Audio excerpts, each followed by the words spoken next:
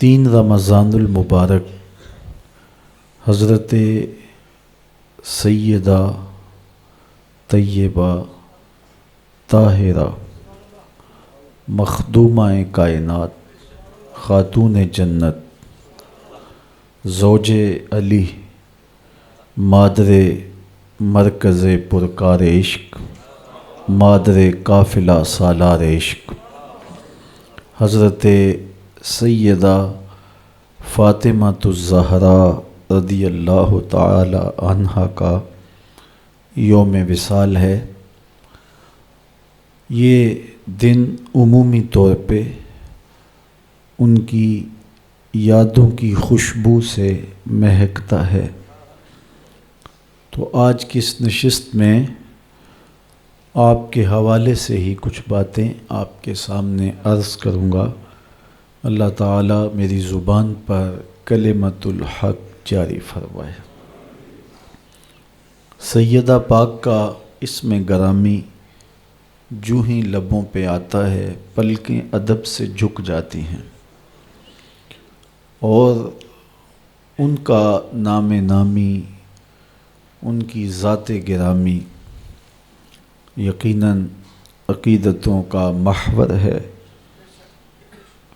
سیدہ فاطمۃ الزہراء رضی اللہ تعالی عنہا حضور کی سب سے چھوٹی صاحبزادی تھی، اور آقا کریم علیہ السلام ان سے بہت زیادہ محبت فرماتے، بلکہ فرمایا کہ فاطمہ میرے جگر کا ٹکڑا ہے۔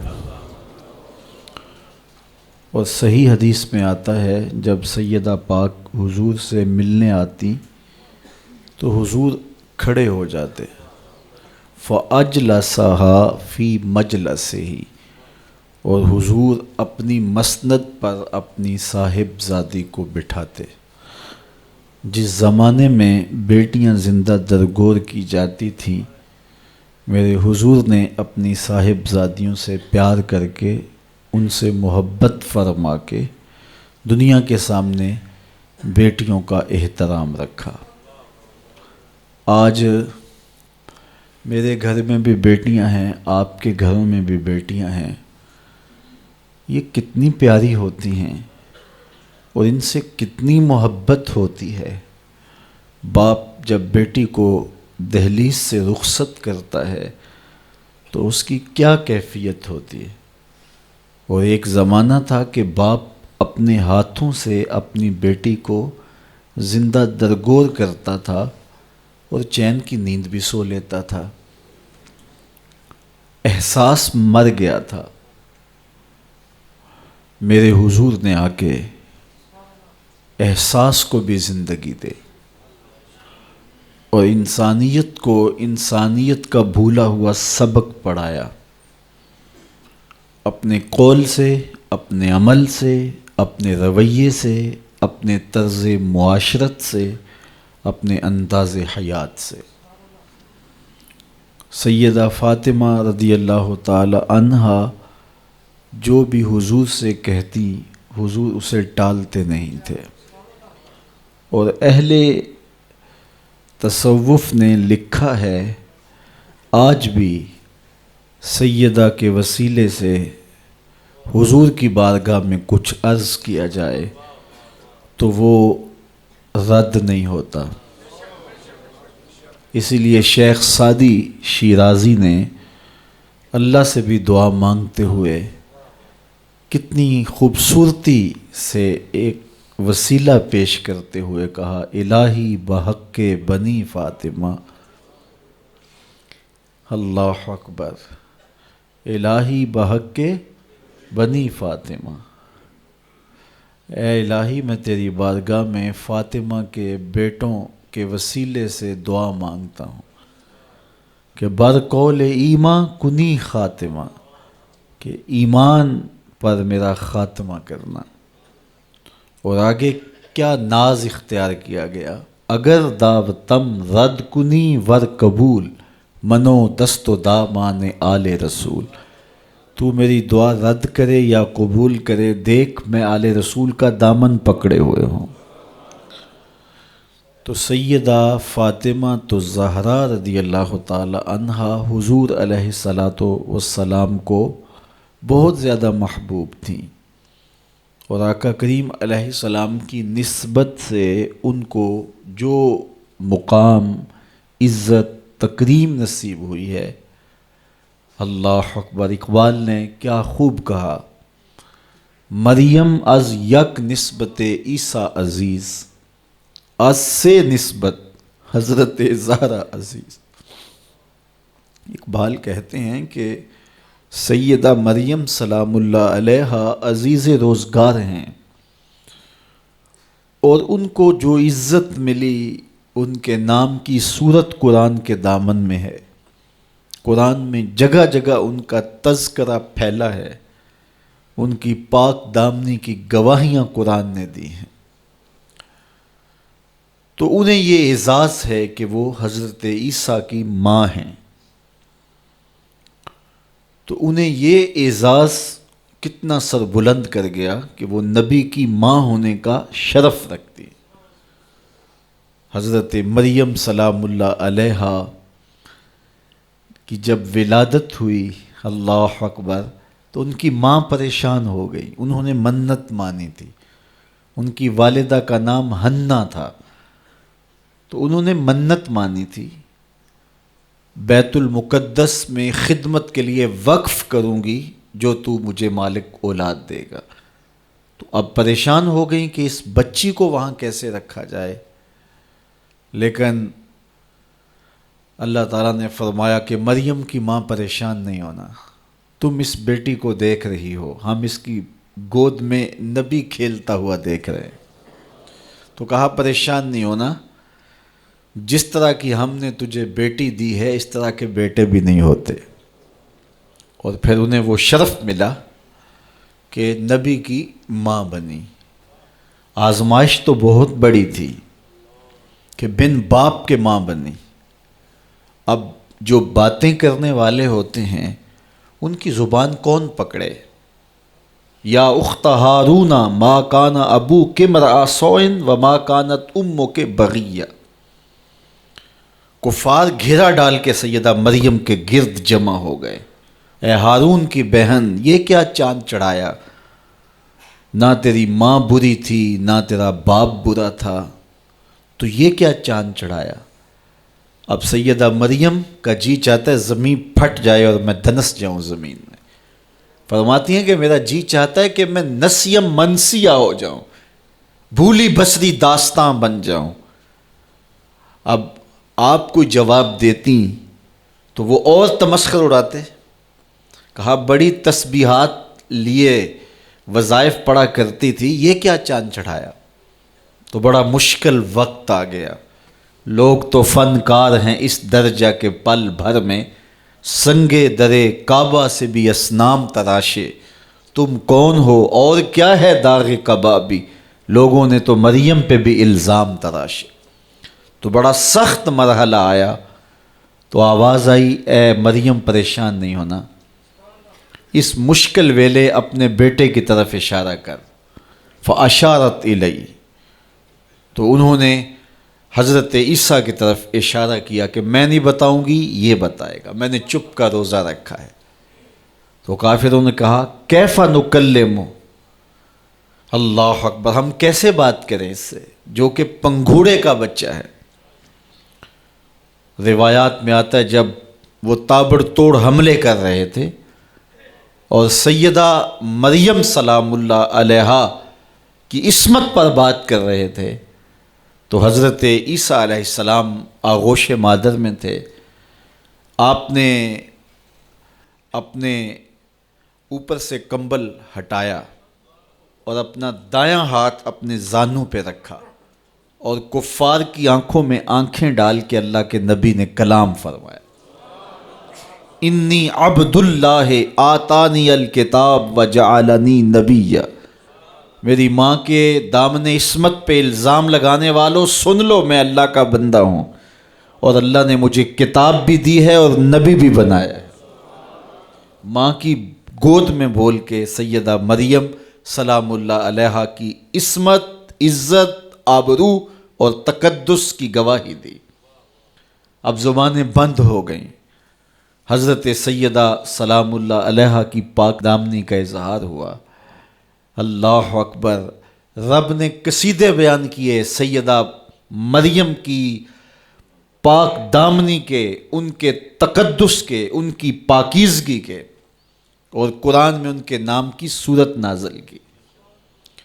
تو انہیں یہ اعزاز ملا نبی کی ماں ہونے کی وجہ سے۔ تو اقبال بولے مریم از یک نسبت عیسیٰ عزیز، حضرت مریم ایک نسبت عیسیٰ سے عزیز روزگار ہوئیں، از سے نسبت حضرت زہرا عزیز، اور 3 نسبتوں سے سیدہ فاطمہ الزہرا عزیز روزگار بنی۔ وہ 3 نسبتیں کون سی ہیں؟ پہلی نسبت نور چشم رحمت للعالمین، امام اولین و آخری، وہ نور چشم ہیں جناب رحمت للعالمین کی، جو اولین کے بھی امام ہیں، آخرین کے بھی امام ہیں۔ اگر سیدہ مریم سلام اللہ علیہا ایک نبی کی ماں ہیں تو حضرت فاطمہ نبی کی صاحبزادی ہیں، اور وہ عزیز روزگار ہوئیں نبی کی ماں ہونے کی وجہ سے۔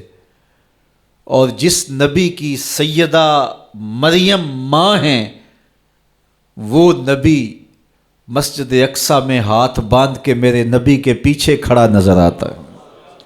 امام اولین و آخری، ایک تو اعزاز یہ کہ اولین و آخرین کے امام حضرت محمد مصطفیٰ صلی اللہ علیہ وآلہ وسلم کی صاحبزادی ہیں سیدہ سلام اللہ علیہا۔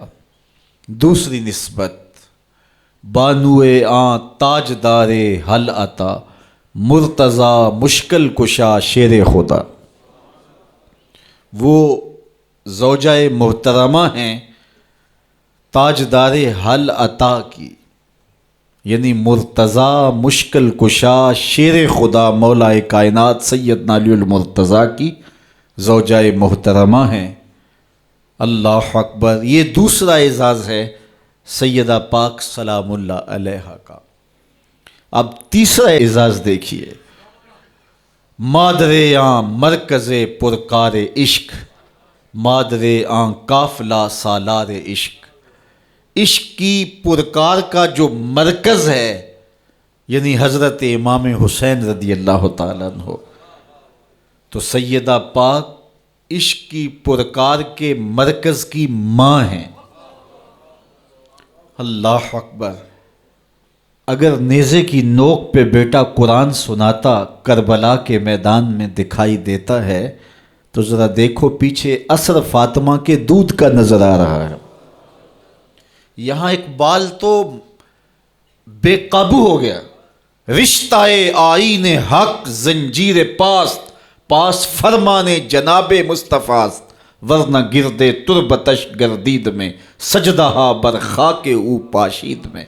فاطمہ، جو کام تم نے کیا ہے، جو کام تم نے کیا ہے، اگر میرے پاؤں میں شریعت کی زنجیریں نہ ہوتی اور تیرے ہی بابا کا فرمان میرے راستے میں رکاوٹ نہ ہوتا تو اے فاطمہ میں کعبے کا طواف نہ کرتا، تیری قبر کا طواف کرتا، اور کعبے کی طرف منہ کر کے نماز پڑھنے کی بجائے تیری قبر کی طرف منہ کر کے نماز پڑھتا۔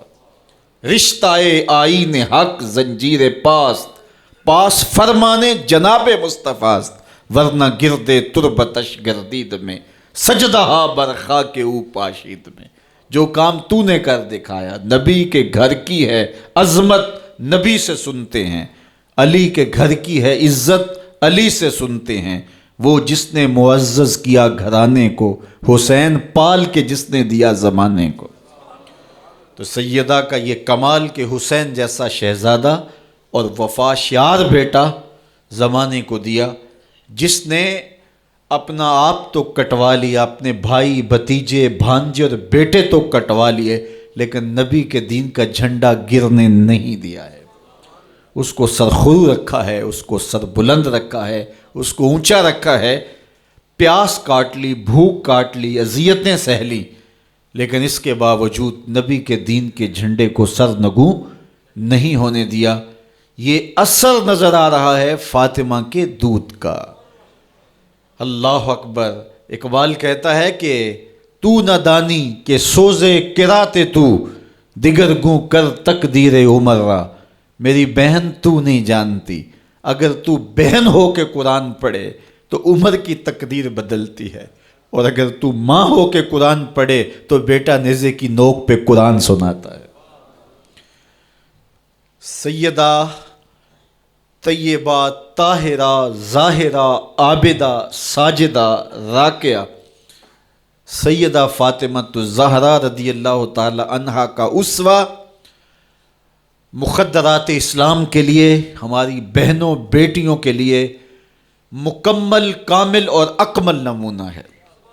میری مائیں بہنیں بیٹیاں بھی پردے میں بیٹھ کے سن رہی ہیں، اور جو یہاں موجود نہیں ہیں، آپ لوگوں کی وساطت سے یہ پیغام ان تک بھی پہنچے گا، تو میں گزارش کروں گا اس بے حیائی کے ماحول میں، جب کہ میڈیا بے لگام ہے، سوشل میڈیا قیامت ڈھا رہا ہے، آنکھوں سے حیا اڑ گئی ہے، سوچوں میں آوارگی آ گئی ہے، لباس سمٹ سمٹ کے بالکل واجبی سا رہ گیا ہے، اور حیا قصہ پارینہ بن گیا ہے۔ یہ اڑتے ہوئے آنچل، لہراتے ہوئے دوپٹے، اور جو ہے وہ بکھرے ہوئے بال، یہ حیا کے جنازے سڑکوں کے اوپر گھومتے ہوئے، اور بازاروں میں صنفی آزادی اور جنسی بے رہروی اور جو کچھ ہم دیکھ رہے ہیں، تو آج ہم سیدہ فاطمہ الزہرا کے کردار کو خضر راہ بنائیں۔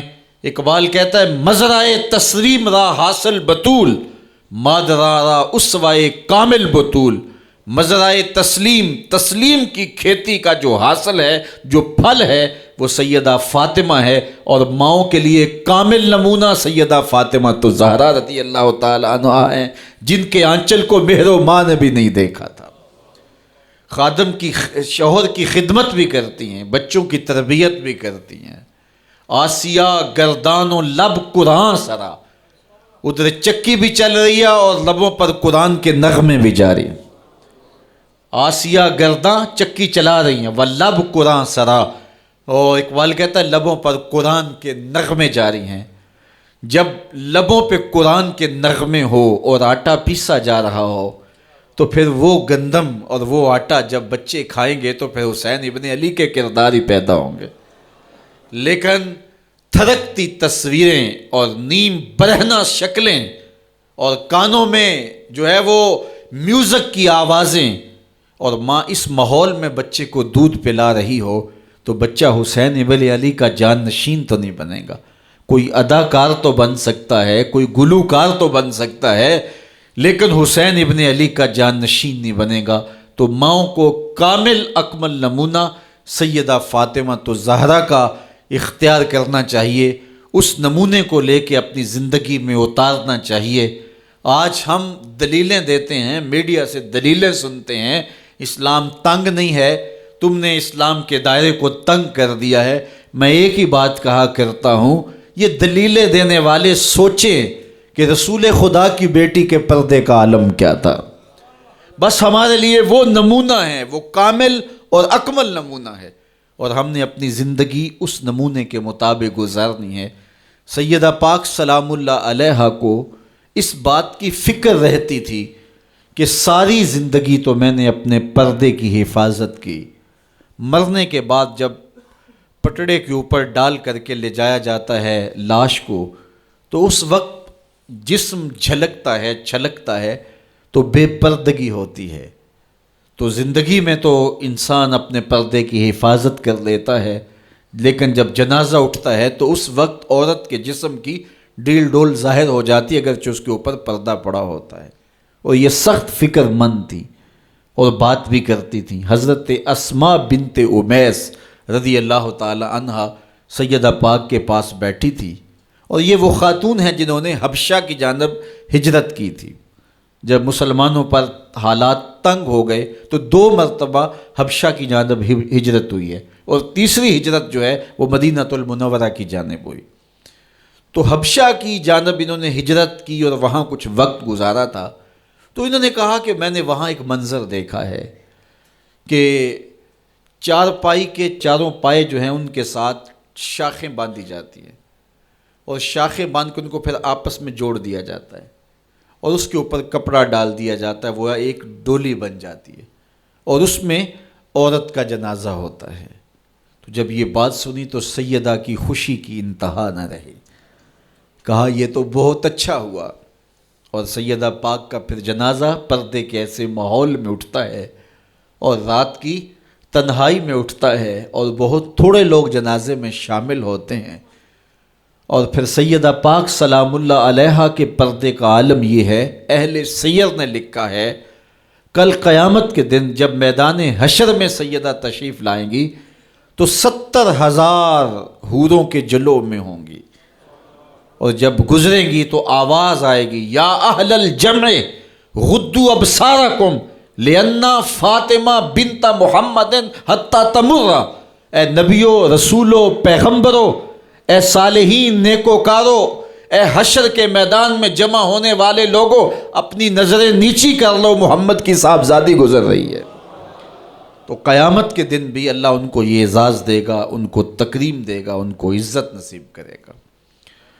تو سیدہ پاک کا نمونہ زندگی ہماری مخدرات اسلام کے لیے، ہماری بیٹیوں کے لیے، بہنوں کے لیے کامل، اکمل اور مکمل نمونہ ہے. مزرعہ تسلیم را حاصل بطول، مادران را اسوائے کامل بطول. تو ان سے ہمیں سیکھنا ہے کہ انہوں نے اپنی ساری زندگی کیسے گزاری. آج کی عورت کہتی ہے کہ میں نہیں کر سکتی نماز، روزہ اور یہ امور نہیں بجا لا سکتی، بچوں کا بوجھ اتنا ہے، ان کی تربیت اور ان کو کھانا دینا، ان کو دودھ دینا، بار بار جو ہے وہ ان کا لباس تبدیل کرنا، کب وقت ہوتا ہے، میرے کپڑے بھی ناپاک ہو جاتے ہیں، تو کیسے میں ان کو جو ہے بچوں کو کروں اور اس کے بعد عبادات بھی وقت پہ کر سکوں. تو یہ بڑا مشکل ہے.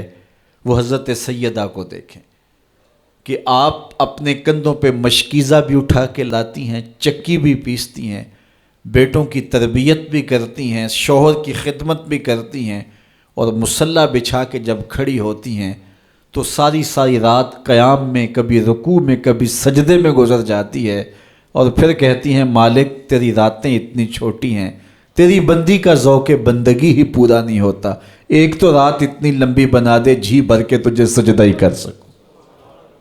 تو انہیں شکوہ رہتا ہے کہ راتیں اتنی چھوٹی ہیں اور میرا ذوق بندگی ہی پورا نہیں ہوتا. سارا دن روزے سے گزرتا ہے، رات قیام میں، رکوع اور سجود میں گزرتی ہے، اور بیٹوں کی تربیت کی تو وہ کائنات نے ایسی تربیت کا جوہر نہیں دیکھا ہے جو سیدہ فاطمہ کے گھر میں پلنے والے بچوں میں تربیت کا رنگ نظر آیا کہ انہوں نے اپنا خون دے دیا لیکن دین کی آن پہ آنچ نہیں آنے دی. تو ان کی زندگی ہمارے لیے، ہماری مخدرات اسلام کے لیے، بہنوں، بیٹی اور ماؤں کے لیے کامل اکمل نمونہ ہے. میری بہن، میری بیٹی، تو مغرب کی ٹینو نہیں ہے، تو مشرق کی بیٹی ہے. تو کوئی دیا نہیں ہے کہ جس کو جو چاہے اٹھا کے لے جائے. تو گھر کی رونق ہے، عزت ہے، آبرو ہے. تو سمٹ جائے گی تو معاشرہ پھیل جائے گا. اور تو اگر گھر میں سمٹ کے بچوں کو سنبھال لے گی تو امت بحر و بر پہ قابض ہوگی. لیکن اگر تو گھر کو نہ سنبھالا تو پھر امت کبھی بھی بامراد اور کبھی بھی سرخرو نہیں ہو سکتی. اگر پندے ز درویش پذیری، ہزار امت بمیرت تو نہ میری، بطول باش و پنہا شو ازیں عصر کہ در آغوش شبیر بگیری. اقبال کہتا ہے کہ اے امت مسلمہ میری ایک بات مان لے، ہزار امت مر جائے گی، امت مسلمہ تجھے موت نہیں آ سکتی. اور وہ کیا ہے؟ اللہ اکبر. بطول باش، قوم کی بہن سے، بیٹی سے، ماں سے مخاطب ہو کے اقبال بولتے ہیں بطول باش، بطول بن جا، وہ پنہا شو ازیں اثر، اور زمانے کی آنکھ سے پوشیدہ ہو جا. پھر در آغوش تو شبیر بگیری، پھر تیری آغوش میں بھی حسین ابن علی کے جانشین پرورش پائیں گے. تو اپنے آپ کو سمیٹ کے اس کردار کے سانچے میں ڈال لیا جائے عورت کا دائرہ کار گھر ہے، چار دیواری ہے، اور اس چار دیواری کے ماحول کو آسودہ رکھے، وہ باہر نکل کر کے جو ہے وہ گھر کی ذمہ داریوں سے دستبردار نہ ہو۔ یہ ذمہ داریاں مرد کی ہیں کہ وہ باہر نکلے اور ضروریات کو فراہم کرے۔ یہ عورت کی ذمہ داری چار دیواری کی ہے، اس چار دیواری کو رونق بخشے اور تربیت پر نئی نسل کو بہتر بنانے کے لیے اپنی ساری صلاحیتیں صرف کر دے۔ ساری زندگی میں ایک اس کا بچہ بھی اگر قوم کو مل گیا تو قوم کی تقدیر بدل دے گا۔ مائی راستی ہیں یا ام الخیر ہیں، انہوں نے ایک بچے کی تربیت کی، آج مائیں کیوں نہیں کر سکتی؟ بابا فرید کی ماں بیٹے کے مزاج کو سمجھتی ہیں کہ یہ شکر کو بہت پسند کرتا ہے، تو شکر کی پڑیا مصلے کے نیچے رکھ دیتی ہیں، اور بیٹا مصلہ اٹھاتا ہے تو نیچے شکر کی پڑیا ملتی ہے، روز ڈیوٹی دیتی ہیں، اور بیٹا شوق سے نماز پڑھتا ہے، بعض میں شکر کی پڑیا بھی ملے گی۔ ایک دن کہیں گئی تھیں تو نماز کا وقت ہوا، ماں وہاں بے چین ہے اور وہیں مصلی بچھا کے کہتی ہے مالک میری لاج رکھنا، آج بیٹا مصلی اٹھائے اور اس کو شکر کی پڑیا نہیں ملے گی تو راز کھل جائے گا، تو بیٹا کہیں بدظن نہ ہو جائے۔ اس کا گمان یہ ہے کہ مالک اپنی کرم نوازیوں سے یہ پوڑی مجھے ڈائریکٹ دیتا ہے، درمیان میں کوئی نہیں ہے۔ اللہ اکبر۔ خیر ماں واپس پلٹی اور سب سے پہلے تجسس بھری نگاہ سے بیٹے کو دیکھ رہی تھی کہ بیٹا کوئی شکایت تو نہیں کرتا، لیکن فرید بیٹے کے لب پہ کوئی شکایت نہیں تھی۔